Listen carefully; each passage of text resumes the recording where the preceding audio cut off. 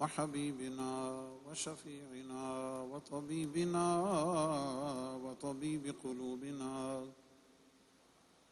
وقرة عيوننا محمد المصطفى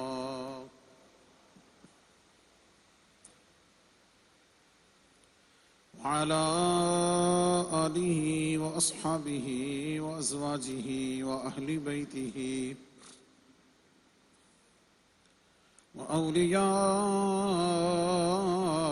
وأولياء أمته وعلماء ملته ومن تبعهم بالإحسان إلى يوم الجزاء أما بعد فأعوذ بالله من الشيطان الرجيم بسم الله الرحمن الرحيم وما كان المؤمنون لينفروا كافة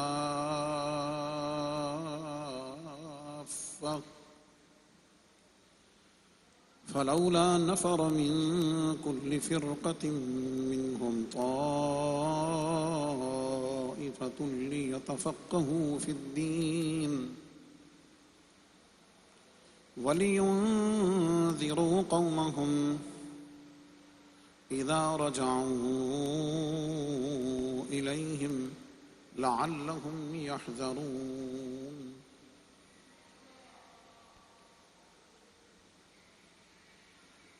صدق الله مولانا العظيم وصدق رسوله النبي الكريم إن الله وملائكته يصلون على النبي يا أيها الذين آمنوا صلوا عليه وسلموا تسليما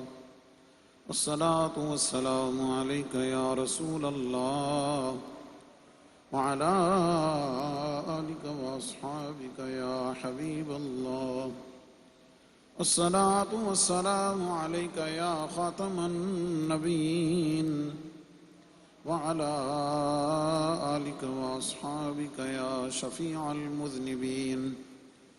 الصلاة والسلام عليك يا إمام الحرمين وعلى آلك وأصحابك يا جد الحسن والحسين گنج بخش فیض عالم مظہر نور خدا ناقصارا پیر کامل کاملارا رہنما گنج بخشی آپ کی مشہور ہم پہ کر کرم کر کرم کروا کرم دونوں جہاں میں رکھ شرم اللہ رب العزت کی حمد و ثناء اور اس کے محبوب کریم رؤوف الرحیم صلی اللہ علیہ وسلم کی بارگاہ میں نذرانہ درود و سلام عرض کرنے کے بعد جملہ سامعین حاضرین بزرگوں دوستوں عزیزان قدر دور و نزدیک سے بڑی محبت عقیدت اور احترام سے حضور فیض عالم داتا گنج بخش رحمۃ اللہ علیہ کی بارگاہ میں حاضری کے لیے اور جمعہ کی ادائیگی کے لیے تشریف لانے والے حضور فیض عالم کے تمام غلامان مصطفیٰ صلی اللہ علیہ وسلم ARY QTV کے ذریعے YouTube لائیو چینل کے ذریعے پوری دنیا کے ناظرین ناظرات ماؤں بہنوں بیٹیوں مستورات سب کی خدمت میں السلام علیکم ورحمۃ اللہ وبرکاتہ۔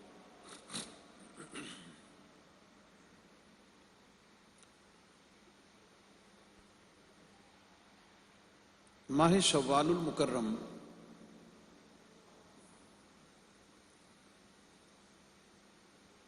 پوری دنیا کے بالعموم اور پاکستان کے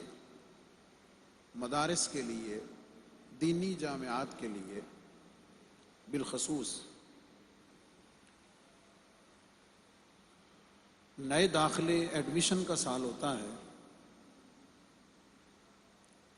اس مہینے میں جو ہمارے ملک کے دینی مدارس ہیں، دینی جامعات ہیں، وہ اپنے نئے تعلیمی سال کا آغاز کرتے ہیں. پچھلے سالوں کے اسٹوڈنٹس اگلے درجے میں پروموٹ ہو جاتے ہیں، نئے ایڈمیشن ہوتے ہیں، اور یہ پھر سلسلہ شعبان المعظم تک جاری رہتا ہے. اور ہمارے دینی نظام میں جو دینی جامعات کا تعلیمی نظام اور سسٹم ہے، اس میں تعلیمی سال شوال سے شروع ہوتا ہے اور شعبان میں ختم ہو جاتا ہے. اسی کے مطابق ان کے ایگزام لیے جاتے ہیں اور اسی کے مطابق ہی انہیں ڈگریز ایوارڈ کی جاتی ہیں. گزشتہ 1-2 سالوں سے میں شوال کے مہینے میں ایک جمعۃ المبارک ریگولرلی کسی نہ کسی حوالے سے اس پر پڑھاتا ہوں.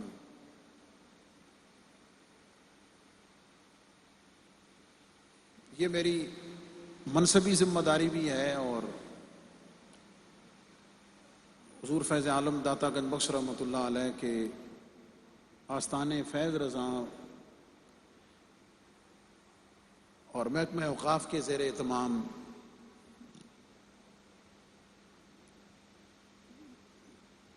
نیچے سما ہال کے سراؤنڈنگ میں جو ایک بہت بڑا دینی جامعہ جامع حجویریہ موجود ہے، اس میں چونکہ میں پڑھاتا بھی ہوں، وہاں ٹیچنگ بھی کرتا ہوں، یہ ساری چیزیں سامنے رکھتے ہوئے میں ہمیشہ اس پر کوئی نہ کوئی بات عرض کرتا ہوں.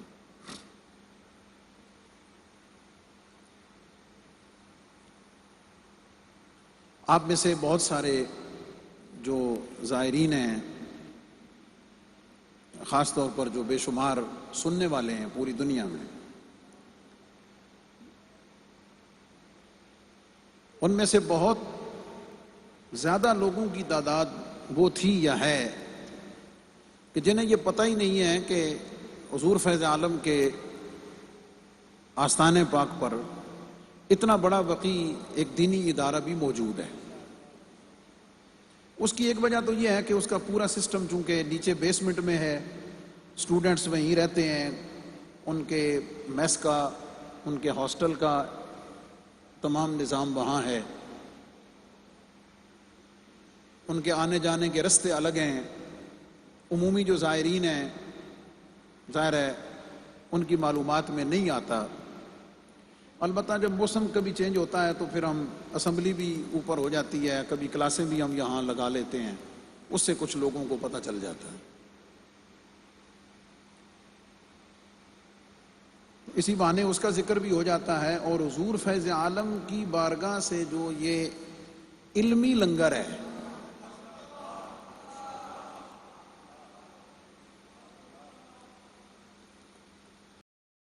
وہ لنگر ہے نا، روٹی دال چاول بریانی زردہ، یہ جسمانی لنگر ہے. اور حضور فیض عالم کی اپنے مزار پر انوار سے، حضور علیہ السلام کی ذات سے،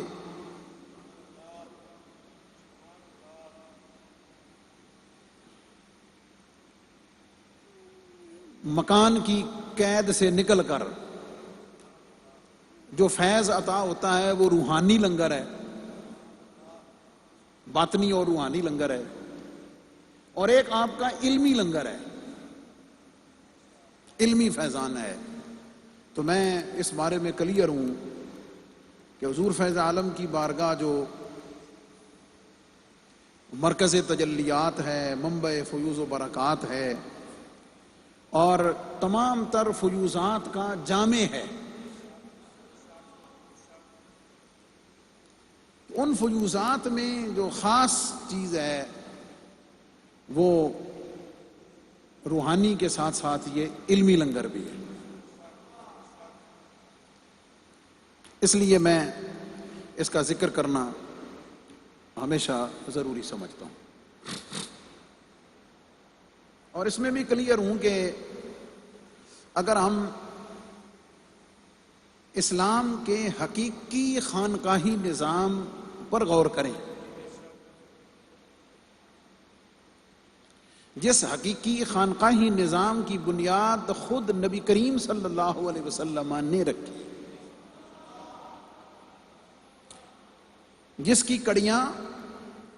نبی پاک علیہ الصلوۃ والسلام کی ذات والا صفات سے جا کر متصل ہوتی ہیں، اور مجھے یاد ہے کہ اس کے اوپر بڑی ڈیٹیل سے بات میں نے پچھلے سال کی تھی، صرف لنک کرنے کے لیے ریپیٹ کرتا ہوں کہ حضور علیہ الصلوۃ والسلام نے جس سسٹم کو امت کے لیے دیا ہے اس کے 3 بنیادی پلر ہیں، 3۔ ایک مسجد واعظ و تبلیغ کے لیے، اور نبی پاک علیہ الصلوۃ والسلام کے زمانے میں اور حضرت علی المرتضیٰ کے دور مبارک تک، جب تک کیپٹل کوفہ میں شفٹ نہیں ہوا، اس سے پہلے تک تمام حکومتی، انتظامی، فوجی، عدالتی نظام کا ٹوٹل مرکز مسجد رہی۔ میرا موضوع یہ نہیں، اس لیے میں صرف اشارات میں بات کر رہا ہوں۔ تو مسجد سے مراد آج کی مسجد جو ہم نے بنائی ہوئی ہے، صرف وہ نہیں جو ہم نے نماز پنجگانہ اور تراویح کے لیے رکھی ہوئی ہے۔ حضور علیہ السلام کے زمانے میں یہ تمام تر معاملات، مقدمات کے فیصلے، دیگر احکامات، فورسز کو کہاں بھیجنا ہے، لیڈ کس نے کرنا ہے، کمان کس کے پاس ہے، کیا فیصلے ہونے ہیں، مالیاتی تمام نظام، حکومتی تمام، دین کا جو حقیقی اصلاً پہلا مرکز اسلام میں بنا، نبی پاک صلی اللہ علیہ وسلم نے بنایا، جو مسجد کو قرار دیا۔ اور وقت کے ساتھ ظاہر ہے جب شعبہ جات اور ڈپارٹمنٹس کا تنوع ہوا، اس کے لیے ریکوائرمنٹس الگ ہوئیں، تو پھر ہر ایک کو الگ الگ سیپریٹ جگہ دے دی گئی۔ تو مسجد پہلا پلر۔ دوسری درسگاہ، تعلیمی نظام، ایجوکیشنل سسٹم، جس کے لیے نبی پاک صلی اللہ علیہ وسلم نے صفہ کے چبوترے پہ، جو آج بھی موجود ہے، وہاں پہ اسلام کی پہلی اس جامعہ کی، یونیورسٹی کی حضور علیہ السلام نے بنیاد رکھی، خود اپنی سرپرستی میں، مسجد سے متصل۔ ان دونوں میں ایک چیز ذرا سمجھ لیں یہاں سے ہی، جو میرے موضوع سے جڑی ہوئی بات ہے۔ مسجد میں بھی تعلیم اور تربیت ہوتی ہے، مسجد بھی تعلیم اور تربیت کا مرکز ہے۔ جو صفہ کا چبوترا ہے، جو اصحاب صفہ ہیں، وہ کون لوگ ہیں؟ ان میں اور مسجد میں بیٹھ کر تعلیم و تربیت حاصل کرنے والوں میں کیا فرق ہے؟ اور یہ بات کر کے میں بہت سارے سوالوں کے جواب سائلنٹلی ڈیلیور کر رہا ہوں وقت کی کمی کی وجہ سے۔ تعلیم و تربیت مسجد میں بھی جاری ہے، اور اصحاب صفہ کے لیے بھی تعلیم و تربیت کا سلسلہ جاری ہے۔ دونوں میں فرق کیا ہے؟ دونوں میں فرق یہ ہے، جس کے آج کو دور کے ساتھ بھی آپ لنک کر سکتے ہیں۔ فرق یہ ہے کہ مسجد میں جو تعلیم و تربیت دی جا رہی ہے وہ عمومی تعلیم ہے، اخلاقیات کی تعلیم ہے، بنیادی عقائد کی بات ہے، بنیادی احکامات کی بات ہے۔ اس کا مرکز مسجد ہو، یہ مسجد ہے۔ اور اصحاب صفہ کون ہیں، یا صفہ کے چبوترے والوں کے لیے کیا بات ہے؟ وہ لوگ ہیں کہ جنہوں نے اپنے آپ کو اس دین کی ڈیٹیل ایجوکیشن کے لیے، تفصیلی علم کے لیے اپنے آپ کو مختص کر دیا ہے۔ دونوں میں فرق ہے۔ میں دوہرا دیتا ہوں، زوردار بات ہے، تھوڑا کھول دیتا ہوں، مثال کے ساتھ بھی بتا دیتا ہوں، ان دونوں میں ذرا ربط اور فرق کو سمجھیے گا۔ رمضان المبارک کا مہینہ آتا ہے تو رمضان المبارک کے مہینے کی مناسبت سے لیکچرز ہوتے ہیں کہ روزہ رکھنا چاہیے، روزے کی یہ فضیلت ہے، روزے کا یہ ثواب ہے، نہیں رکھیں گے تو یہ گناہ ہوگا۔ سمجھ آ گئی؟ موٹی موٹی باتیں کہ سحری کے وقت سے شروع ہوگا، افطار تک ختم ہو جائے گا، روزہ کس چیز کا نام ہے، روزے کا کمال کیا ہے، یہ موٹی موٹی یہ عمومی تعلیم اور تربیت ہے جو آتی ہے۔ طلب العلم فریضۃ علی کل مسلم، کہ ہر مسلمان پر علم حاصل کرنا فرض ہے۔ وہ یہ علم حاصل کرنا فرض ہے کہ دین کے بنیادی ارکان کیا ہیں، دین کے بنیادی احکامات کیا ہیں، فرائض کیا ہیں، واجبات کیا ہیں، حلال و حرام کیا ہے، ان ساری چیزوں کا جاننا ہر مسلمان کے لیے فرض ہے۔ یہ عمومی تعلیم اس سے مراد ہے، بیسک ایجوکیشن اسلام کی مراد ہے۔ لیکن اصحاب صفہ کے ان خوش نصیبوں سے لے کر آج کے دینی جامعات کے طلباء تک فرق کیا ہے کہ وہ پھر صرف اس تک نہیں رہتے کہ جناب روزہ فرض ہے، وہ اس پہ ڈسکس کرتے ہیں کہ روزہ فرض کیوں ہے، فرض کیوں ہے، کیا مطلب، روزہ واجب کیوں نہیں ہے، رمضان کے روزے سنت کیوں نہیں ہیں، رمضان کے روزے فرض ہی کیوں ہیں، اس کی دلیل کیا ہے، پھر اس کی ڈیٹیل احکامات جو آپ علماء سے مسجد میں سنتے ہیں ان کے ریفرنسز کیا ہیں، ان کی ابحاث کیا ہیں، سحری کا وقت جو شروع ہونا ہے اس کی اصل اور حقیقت کیا ہے۔ آپ تو ٹائم دیکھ لیتے ہیں نا کہ 3:35 پہ سحر ختم ہو گئی، وہ 3:35 جس نے بتایا ہے جدید سائنس کو ساتھ ملا کے، وہ جو تفصیلی علم ہے وہ سارے کا سارا دینی جامعات کے اختصاصات میں سے ہے۔ اور اسلام میں جو احکامات کی کیٹاگرائزیشن ہے، جو درجہ بندی ہے کہ یہ چیز فرض ہے، یہ سنت ہے، یہ واجب ہے، یہ مستحب ہے، یہ حلال ہے، یہ حرام ہے، یہ جائز ہے، یہ اطاعت ہے، یہ مباح ہے، یہ مستحب ہے، یہ جو درجہ بندی ہے اس کے پیچھے ریفرنسز کیا ہیں اور اس کس تفصیلی علم کی روشنی میں یہ تقسیمات جو ہیں یہ علماء نے کی ہوئی ہیں، یہ ساری کی ساری اس کے اندر آتی۔ اور یہ میں نے ایک ایگزامپل رمضان مبارک کی دی ہے کیونکہ ابھی قریب سے حج میں اسی طرح ہے، نماز میں اسی طرح ہے۔ نماز میں 2 طرح کی چیزیں، ایک فرض ہے، ایک واجب ہے۔ فرض اگر چھوٹ گیا تو نماز ہوگی نہیں سرے سے، سمجھ گئے؟ واجب اگر چھوٹ جائے تو حکم ہے کہ سجدہ سہو کر لو، نماز ٹھیک ہو جائے گی۔ اب اس کی ان ساری تفصیلات کو پڑھنا، ان ساری تفصیلات کو جاننا، اور اسلام کے جو اوریجنل سورسز ہیں، جو اصل سورسز ہیں، قرآن ہے، سنت ہے، اجماع ہے، قیاس ہے، اس کے لیے جو صدیوں پہ مشتمل ذخیرہ کتب ہے، تھاؤزنڈز بکس ہیں، اس میں سے جو سلیکٹڈ کہ جن کا آپ کہہ رہے ہیں کہ جن کو پڑھنے کے بعد، جن کو سیکھنے کے بعد آگے باقی تفصیلی علم تک پہنچنے میں آسانی ہو جاتی ہے، وہ علماء ان بکس کو جو سلیکٹ کر کے ان کی درجہ بندی کرتے ہیں، درجہ بندی کرتے ہیں بکس کی کہ یہ پہلے سال میں پڑھانی ہے، یہ دوسرے سال میں، یہ تیسرے سال میں، یہ چوتھے میں، یہ 5ویں میں، یہ 7ویں میں، یہ 8ویں میں، اور کیسے کیسے اس کی جو ایبیلٹی ہے، اس کی جو صلاحیت ہے وہ امپروو ہوگی، اور کس لیول پہ آ کے اب یہ کس چیز کے سمجھنے کے قابل ہو جائے گا۔ بالکل اسی طرح کہ آپ نے بچے کو پلے گروپ میں ڈالا ہے، پھر 1 میں، 2 میں، 3 میں، 4 میں، 5th میں، میٹرک تک، پھر اس کے بعد سیپریشن ہے، یہ آرٹس کے ساتھ ایف اے کرے گا، یہ سائنس کے ساتھ میٹرک کیا ہے، اب آگے ایف ایس سی میں جائے گا، ایف ایس سی کے بعد اس کے لیے پھر آگے فیلڈز کا تنوع ہے، وہ میڈیکل میں جائے، وہ انجینئرنگ میں جائے، وہ کسی بھی فیلڈ میں جا سکتا ہے، پھر اس کے اندر تنوع ہے، اور پھر میڈیکل میں جائے تو اس کے اندر پھر آگے تقسیمات ہیں کہ اس نے انسان کی جو آٹونومی اور بدن ہے اس کے حوالے سے اس کے جو انٹرسٹ ہے وہ آنکھ، ناک، کان، گلے میں ہے، یا لنگز میں ہے، یا جگر معدے میں ہے، یا آرتھوپیڈک جسمانی اعضاء میں ہے یا ہارٹ میں ہے یا اعصاب میں ہے، وہ کہاں پہ ہے؟ بالکل یہی صورتحال، اس کو آپ اپلائی کر لیجئے۔ یہ پورا ایک ایجوکیشنل سسٹم میں نے اوور ویو دیا ہے، وہ پورے کا پورا جو ایک طریقہ اور سلیبس بنایا جاتا ہے وہ پورے کا پورا ترتیب دیا ہوا ہے، جس کو درس نظامی کہتے ہیں، جس کو عالم کورس کہتے ہیں، اور اس کے بعد اس کے نتیجے میں وہ اسپیشلسٹ تیار ہوتے ہیں،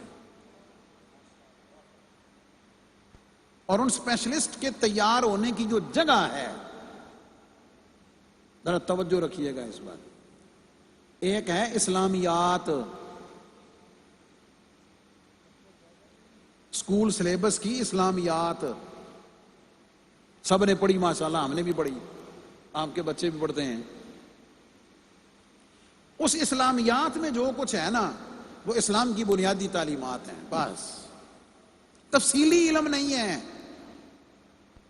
بنیادی علم ہے۔ تو بالکل ایسے ہی جیسے اسلامیات پڑھنے سے کوئی عالم نہیں بنتا، مسلمان تو بنے گا نا اگر عمل کرے گا، اور وہ بھی آپ کو پتہ ہی ہے کہ اس کا اثر طبیعت پہ کتنا ہوتا ہے۔ اور اس سکول کی اسلامیات پڑھنے سے طبیعت کے اندر، مزاج کے اندر، کردار کے اندر وہ تبدیلی نہیں آتی۔ جو تبدیلی، جو چینجنگ انسان کے کردار گفتار میں دین کے جو اوریجنل سورسز ہیں ان تک پہنچنے میں، جو ان کو حاصل کرنے سے آتی ہے۔ ابھی تک میں نے آپ کو ایک تھوڑا سا فرق بتایا ہے اس بات پر کہ جو بنیادی تعلیم ہے اسلام کی، واعظ و تبلیغ ہے، ارشاد ہے، بنیادی اخلاقی تعلیمات ہیں، اس کا مرکز و محور مسجد ہے۔ لیکن اس کے تفصیلی علم کے لیے، ڈیٹیل اور ڈیپتھ میں اس کو سٹڈی کرنے کے لیے جو جگہ بنی ہوئی ہیں وہ دینی جامعات اور مدارس ہیں۔ تو پہلا پلر مسجد، دوسرا پلر اصحاب صفہ کا چبوترا، وہ پورا دینی ایجوکیشنل سیپریٹ الگ سسٹم جس کی بنیاد نبی پاک صلی اللہ علیہ وسلم نے رکھی۔ اور اگلی تیسری چیز جو دونوں کے ساتھ منسلک ہے، دونوں کے ساتھ منسلک کیا ہے؟ وہ ہے تربیت گاہ۔ تربیت گاہ کا مطلب یہ ہے کہ جو کچھ سنا ہے مسجد میں، جو کچھ پڑھا ہے مدرسے میں، اس کو اپنے اوپر اپلائی کرنا، اس کے اوپر عمل کرنا، اور اس کو صرف بکس تک نہ رہنے دینا بلکہ اس کو پریکٹیکل کر دینا۔ قاری نظر آتا ہے، حقیقت میں ہے قرآن۔ اذا رؤوا ذکر اللہ، ایسے لوگ کہ جن کو دیکھنے سے تجھے اللہ یاد آ جائے، اس کو اپنے عمل میں اور پریکٹیکل لائف میں لے کر آنے کا نام یہ تربیت ہے۔ اس تربیت گاہ کا نام خانقاہ ہے، اس تربیت کا نام تصوف و روحانیت ہے۔ یہ تین پلر ہیں بنیادی۔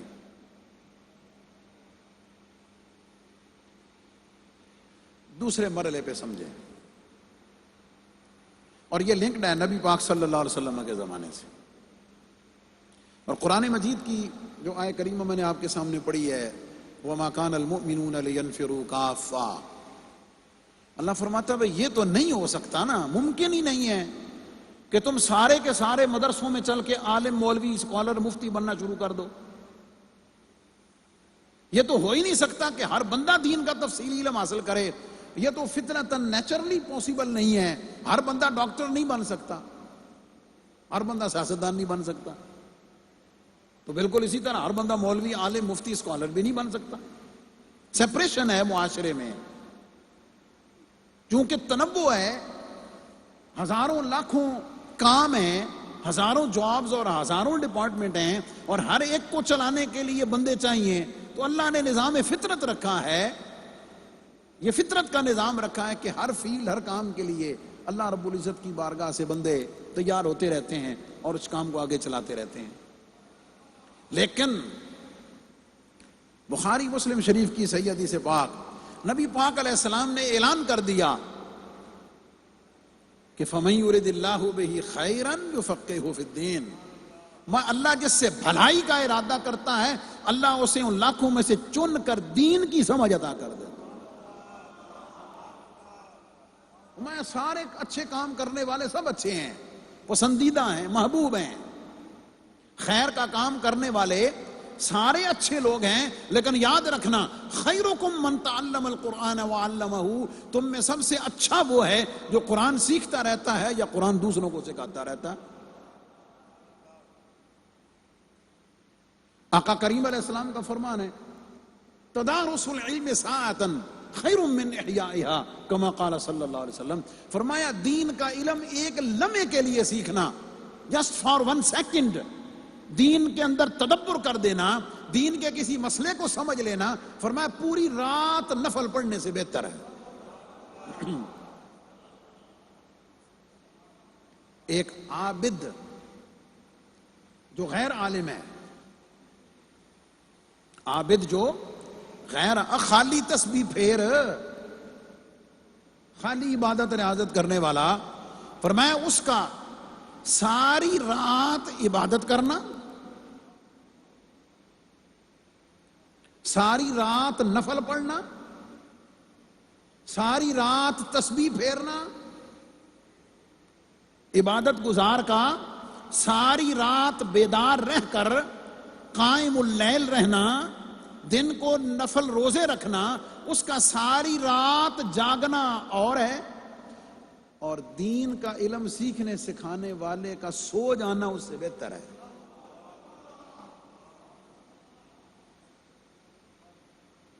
قرآن مجید کا اپنا اعلان ہے والذین اوتوا العلم درجات. دوسری جگہ فرمایا کہ عالم اور جاہل برابر ہو سکتے ہیں. یہ میں نے اس لیے آپ کو بتایا ہے، اس کے پیچھے ایک اور سپرٹ بھی ہے، اور اس کا تعلق خاص میرے اور آپ کے مسلک مکتب اہل سنت و جماعت سے ہے. اور یہ بات میں تربیت کے لیے اور تنقید برائے اصلاح کر رہا ہوں.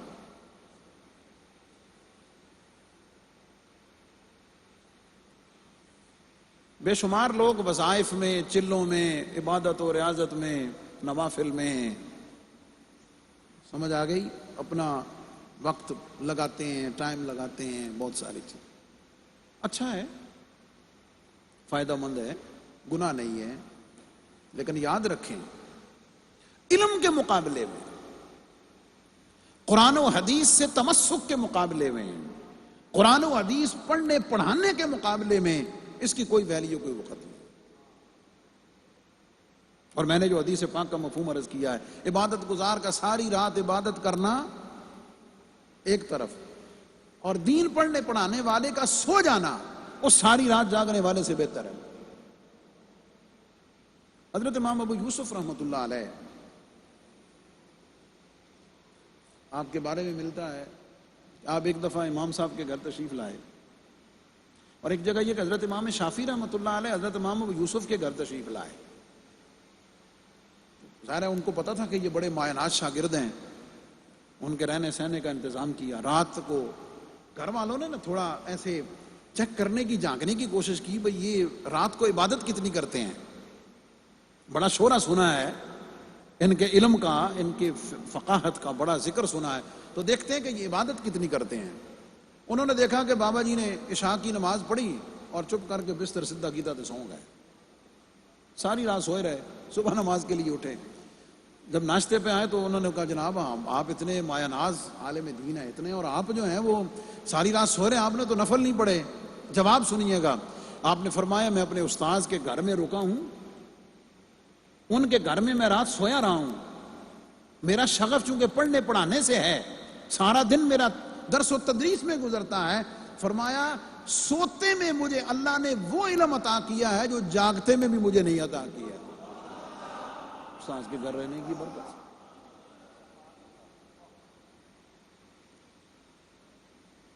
اب اس پورے سسٹم کو صدیوں سے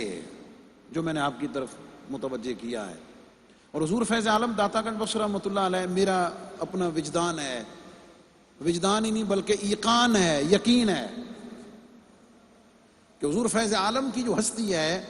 اس خطہ بر صغیر میں نبی پاک علیہ الصلوۃ والسلام کی ذات اور فیوزات کا مظہر ہے.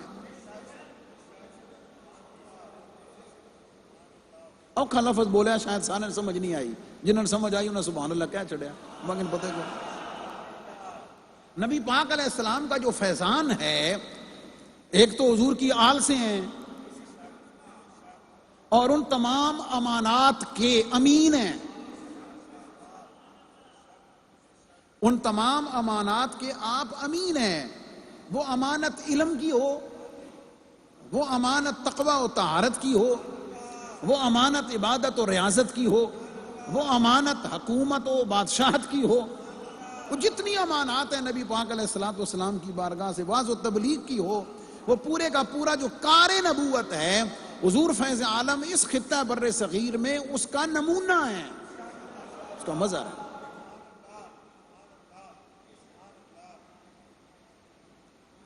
در زمین ہند تخم سجدہ ریخت. اقبال نے کہا صبح ماں از مہر او تابندہ گشت. تو آپ چونکہ مظہر اتم ہیں، کامل نمونہ ہیں. اچھا کامل نمونہ ہیں تو کیسے ہو سکتا ہے کہ حضور کے منہج سے، نبی پاک علیہ الصلوۃ والسلام کے طریقے سے ہٹنے کا تو تصور نہیں ہو سکتا. تو میرا ایمان اور وجدان یہ کہتا ہے، یقین ہے میرا اس پر کہ آپ نے جیسے اس نبوی اسلوب کے مطابق، اس نبوی اسلوب کے مطابق، اس منہج کے مطابق جو حضور علیہ السلام کا منہج تعلیم و تربیت ہے، بالکل اس کے مطابق آپ نے اس خطہ بر صغیر میں تشریف لا کر مسجد کی بنیاد رکھی ہے یا نہیں؟ اور اپنی ذات میں اس پوری کی پوری تربیت گاہ خانقاہ، اس نظام تربیت گاہ کی بنیاد رکھی جس کے شاگرد ابو سعید حجویری ہیں،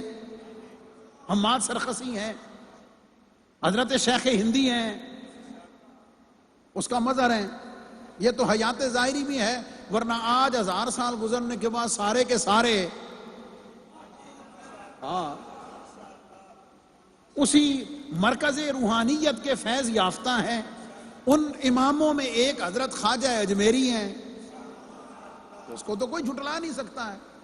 اور اگر آج کے دور میں اس کے اوپر کوئی گرد ڈالنے کی کوشش بھی کرے گا، اگر اس کو لوگوں کے سامنے کسی طرح کنفیوز کرنے کی، مٹانے کی کوشش کرے گا، تو یہ ایسے ہی ہے جیسے آسمان کی طرف منہ کر کے تھوکنے والا ہے. وہ تو تھوک رہا ہے آسمان کو کہ آسمان گدلا ہوگا، اس کو تو کوئی فرق نہیں پڑے گا. چاند کی طرف تھوکنے سے تھوک تیرے چہرے پہ آئے گی، چاند کی چمک میں کوئی فرق نہیں آئے گا.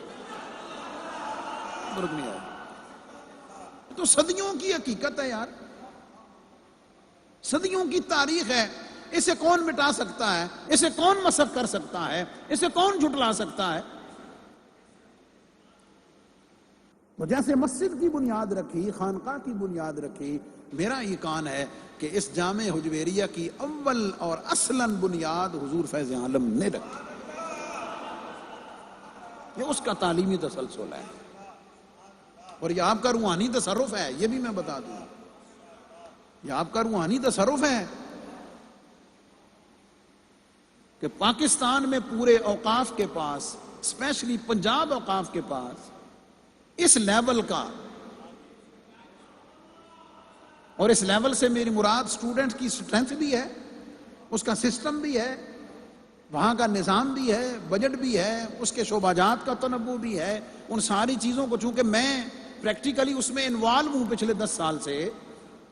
اس لیے مجھے یہ کہنے میں حق بجانب ہوں کہ جیسے میرے حضور فیض عالم، آپ کے حضور فیض عالم کا فیضان مسجد کی صورت میں جاری ہے، اس تربیت گاہ خانقاہ کی صورت میں جاری ہے، بالکل اسی طرح آپ کی درسگاہ کی صورت میں بھی آپ کا علمی فیضان اسی طرح جاری ہے.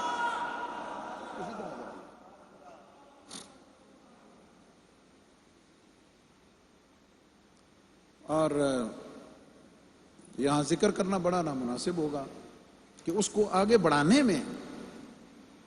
اس کی بنیادوں کو نئے سرے سے اٹھانے میں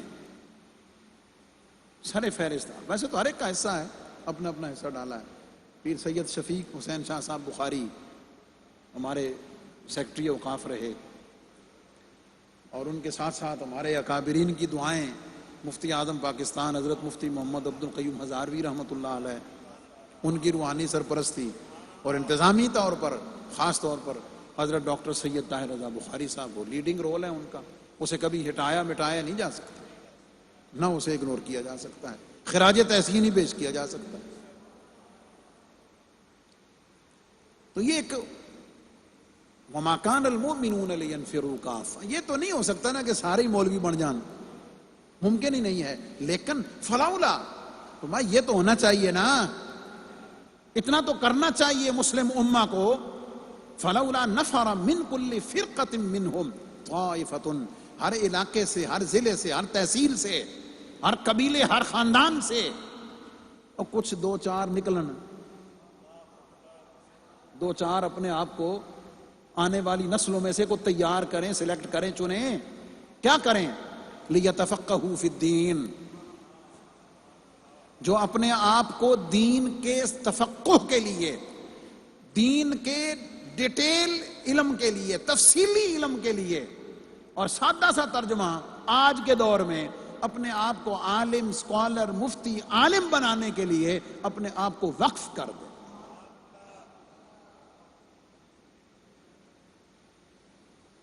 اور جب وہ اس میں ایکسپرٹ ہو جائیں، وَلِيُنذِرُوا قَوْمَهُمْ، تو میں پھر اپنی قوم میں واپس آئیں، اپنی قوم سے رابطہ اور لنک رکھیں، اور جو کچھ انہوں نے دین کا علم تفصیل سے حاصل کیا ہے، لِيُنذِرُوا قَوْمَهُمْ إِذَا رَجَعُوا إِلَيْهِمْ لَعَلَّهُمْ يَحْذَرُونَ، پھر وہ انہیں سکھائیں اور آگے پڑھائیں اور آگے چلائیں. اس کے بہت سارے تفسیری پہلو ہیں، لیکن وقت میں اتنی گنجائش نہیں ہے. ہر دور میں اسپیشلی 1857 کی وار کے بعد، 1857 کی جنگ آزادی کے بعد، جس میں بظاہر مسلمانوں کو ناکامی ہوئی، اور اس کے بعد انگریز نے چن چن کے انہوں نے کہا جیڑا جتھے مولوی لبدا نا، عالم جتھے لبدا، پھڑ کے چوک ہی لٹکا دو. کیوں؟ انہیں پتا تھا کہ مسلم امہ کے اندر، مسلم امہ میں اگر عشق مصطفیٰ کی چنگاری، اگر محبت مصطفیٰ کا وہ شعلہ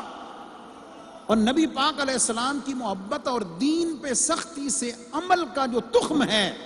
وہ اگر پیدا کرنا ہے نا، یا اگر کہیں اس کو قائم کرنا ہے، تو میں اے گے جے اس کو نشانہ بناؤ. اور آج کا دور اس حوالے سے بڑا لمحہ فکریہ ہے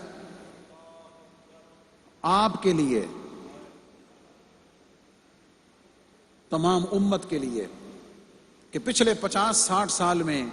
عالم کو، مولوی کو، مفتی کو، مدرسے کو، جامعہ کو، دینی علوم کو، دینی جامعات کو، اور دینی پہچان رکھنے والوں کو، ان کو کیسے ان کی کردار کشی کر کے، سسٹم کو ڈیمیج کر کے، اور کیسے ان کو مختلف بہانوں سے، ہیلوں سے اس پورے سسٹم کو کمزور کرنے کی کوشش کی گئی ہے. یہ پورا ایک مستقل باب ہے جس کے اوپر بڑی تفصیل سے بات کی جا سکتی ہے. کبھی دہشت گرد بنا کے، کبھی کچھ کہہ کے، کبھی کچھ کہہ کے. لیکن میں آخری لمحات میں یہ بات کہنا چاہتا ہوں، اور پورے یقین سے کہنا چاہتا ہوں، اللہ رب العزت نے اپنے دین کی حفاظت کا ذمہ خود لیا ہوا.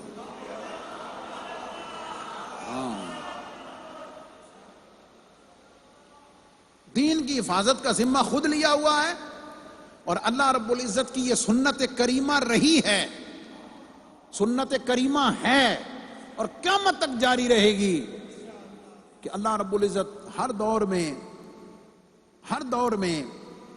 چند ایک ایسے لوگ پیدا کرتا ہے، کرتا رہے گا. جو مرضی کر لو، لا لو ٹل جنہ مرضی لانا، جتنا مرضی ٹلا لو، یہ قافلہ علم و حکمت اگر 1450 سال میں رکا نہیں نا، قیامت تک رکنا بھی نہیں دے، کبھی نہیں رکے گا، کبھی نہیں روکے گا۔ میری اور آپ کی ذمہ داری کیا ہے؟ اس کا ایک دلیل بھی دے دوں آپ کو، بڑی ریلیونٹ دلیل ہے۔ پاکستان بننے کے بعد سے لے کے آج کے دن تک، آج کے دن تک 73-74 سال میں کسی گورنمنٹ نے سنسیئرلی اس سسٹم کی سرپرستی نہیں کی ہے، سنسیئرلی، سنجیدگی کے ساتھ اس سسٹم کو پروموٹ نہیں کیا ہے۔ حافظ کو 10 نمبر دے کے کہتے بڑا احسان کر دیتا جناب، اور حافظ دی قدر جا کے اللہ رسول کو لو پوچھو کیا ہے، بات سمجھ گئے اس کا کیا کردار ہے؟ کسی نے سرپرستی نہیں کی ہے۔ لیکن آج تک آپ کو پاکستان میں کوئی مسجد ایسی نہیں ملے گی جس کے اندر آپ کہیں کہ یار مسجد تے ہے تے اذان پڑھانے والا کوئی نہیں، جماعت کرانے والا کوئی نہیں، بچن پڑھانے والا کوئی نہیں۔ میں خراج تحسین پیش کرتا ہوں مشکل ترین حالات میں اس پورے سسٹم کو چلانے والوں پر، اپنی عزت نفس کو قربان کر کے لوگوں سے کہہ کے کہ جناب اے بچے نے پڑھ دینے، انہاں لئی پھٹیاں چاہی دیاں، انہاں لئی کتاباں چاہی دیاں، سمجھ آ گئی؟ اس سسٹم کو پروموٹ کرنے کے لیے 72 سالوں میں بلا تفریق مسلک، میں اس بحث میں پڑھتا ہی نہیں، جس نے کسی بھی انداز کے ساتھ دین کے علم کے اس سفر کو آگے بڑھانے میں اپنا اپنا کردار ادا کیا ہے، وہ علماء ہوں، وہ مفتیان ہوں، وہ حفاظ ہوں، وہ قراء ہوں، وہ سرمایہ دار ہوں، وہ پیسے والے ہوں، جنہوں نے اپنی آمدن کا حصہ پوری امانت داری کے ساتھ صحیح کام کرنے والوں کی سرپرستی میں خرچ اور صرف کیا ہوا ہے۔ اللہ تعالیٰ سب کو جزائے خیر عطا فرمائے۔ برکت میرے اور آپ کے کرنے کا کام یہ ہے کہ یہ امانات ہیں، ایک ضروری نہیں ہوتا وہ مولوی دا پتر ہی مولوی بنے، نہ اسلام کا یہ طریقہ ہے اور نہ ہی اسلام کی یہ سنت کریمہ ہے، لیکن یہ آپ میں سے ہر ایک کی ذمہ داری ہے کہ جیسے آپ باقی چیزوں کی حفاظت کے لیے آگے بڑھانے کے لیے افراد کو تیار کرتے ہیں، آپ اپنے گھروں میں، اپنے خاندانوں میں، اپنی فیملیز میں سپورٹ کر کے خالص دین کا علم حاصل کرنے والے لوگ جو حقیقی معنوں میں استعمار کے لیے، کفر کے نظام کے لیے، دین کی ان اقدار کی حقیقی حفاظت کے لیے جو ہر دور میں صف اول میں کھڑے ہو کر جنہوں نے آواز اٹھائی ہے، ایسے افراد کی تیاری اور ان کی علمی اور فکری آبیاری یہ میرا اور آپ کا اسلامی، قانونی، مذہبی، اخلاقی فرض بنتا ہے۔ جنہوں نے اس میں کردار ادا کیا اللہ انہیں خراج تحسین اور اجر عظیم عطا فرمائے اور ہمیں اپنی ذمہ داریوں کو سمجھنے کی توفیق عطا فرمائے۔ وآخر دعوانا الحمدللہ رب العالمین۔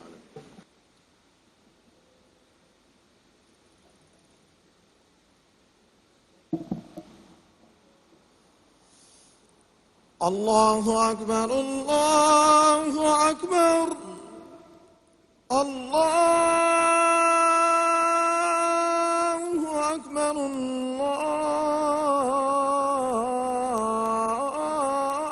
اللہ اکبر، اشہد ان لا الہ الا اللہ،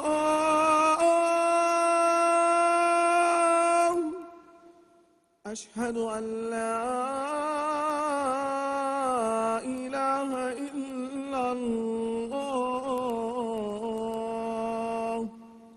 اشہد ان محمد رسول اللہ، اشہد ان محمد رسول اللہ، حی علی الصلاة،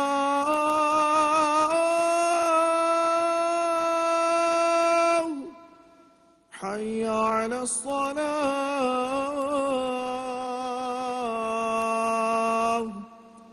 حی علی الفلاح، حی علی الفلاح،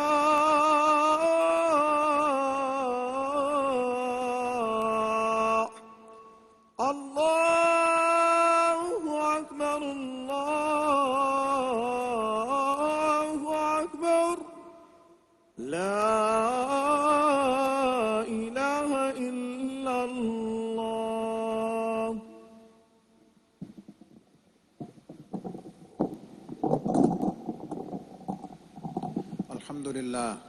الحمد لله نحمده ونستعينه ونستغفره ونؤمن به ونتوكل عليه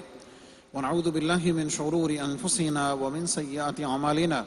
من يهده الله فلا مضل له ومن يضلله فلا هادي له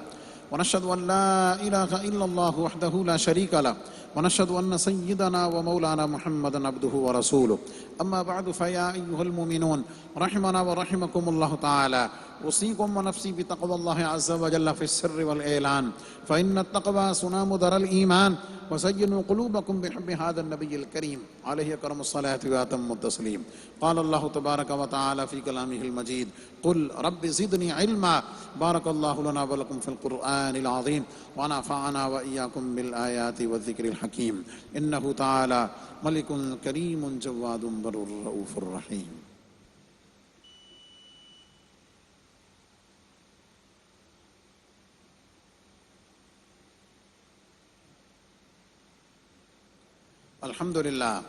الحمد لله نحمده ونستعينه ونستغفره ونؤمن به ونتوكل عليه ونعوذ بالله من شرور أنفسنا ومن سيئات أعمالنا من يهده الله فلا مضل له ومن يضلله فلا هادي له ونشهد أن لا إله إلا الله وحده لا شريك له ونشهد أن سيدنا ومولانا محمدا عبده ورسوله إن الله وملائكته يصلون على النبي يا أيها الذين آمنوا صلوا عليه وسلموا تسليما صلى الله تعالى عليه وعلى آله وأصحابه وبارك وسلم أبدا لا سيما على أولهم بالتصديق أمير المؤمنين أبي بكر الصديق رضي الله تعالى عنه وعلى أفضل الأصحاب أمير المؤمنين عمر بن الخطاب رضي الله تعالى عنه وعلى جامع القرآن أمير المؤمنين عثمان بن عفان رضي الله تعالى عنه وعلى أسد الله الغالب أمير المؤمنين علي بن أبي طالب كرم الله تعالى وجهه الكريم وعلى ابن الكريمين السعيدين الشهيدين القمرين المنيرين سيدينا أبي محمد الحسن وأبي عبد الله الحسين رضي الله تعالى عنهما وعلى أمهما سيدة النساء فاطمة الزهراء رضي الله تعالى عنها وعلى سائر فلاق الأنصار والمهاجرة وعلينا معهم يا أهل التقوى وأهل المغفرة اللهم أيد الإسلام والمسلمين اللهم انصر الإسلام والمسلمين اللهم ارحم علينا وعلى جميع المسلمين في كل مكان وألف بينهم واجمع كلمتهم عباد الله رحمكم الله إن الله يأمر بالعدل والإحسان وإيتاء ذي القربى وينهى عن الفحشاء والمنكر والبغي يعظكم لعلكم تذكرون ولذكر الله تعالى أعلى وأولى وأعز وأجل وأتم وأهم وأعظم وأكبر والله يعلم ما تصنعون